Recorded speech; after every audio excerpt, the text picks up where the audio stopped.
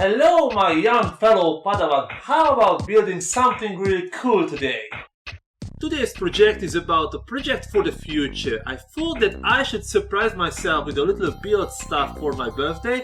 I never done something like this before, and I always looked up to people who can create hardware from dust. The Kenbak-1 seemed like an ideal choice. From the existing 40 copies we know about 14, so I don't really accept to get a real one, and this one was not even that expensive. If you want to get an Altar 8800 Repro, you have to pay at least 160 USD. I could buy 9 of these for that price. And 50 years ago it was pretty common to order kits instead of pre-assembled ones, so it felt like a little time travel. Of course, this is not the exact clone. The original machine had no CPU, the computer was a lot larger, and the board was designed by hand. Instead, this one combined it into one IC, so you won't get the original's problem that the distance of the TTLs and the hard access of RAM slowed down the computer to 1000 cycles per minute.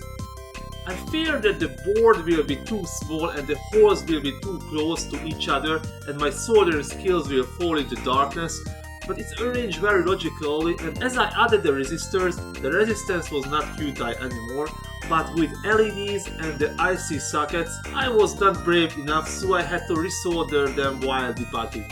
The only thing I did not understood why the clock is upside down so you can't change the battery without desoldering it. As assembled it looks really great. You have to program it as the original Kenbak, pressing buttons for machine code, putting the code, the variables and registers also in the 256 byte of RAM.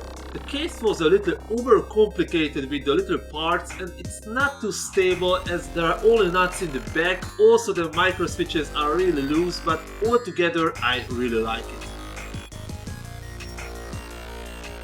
This was all for today, and I hope that he will find friends here, and I hope as well that I can do a proper review about him in this year. Thanks for watching.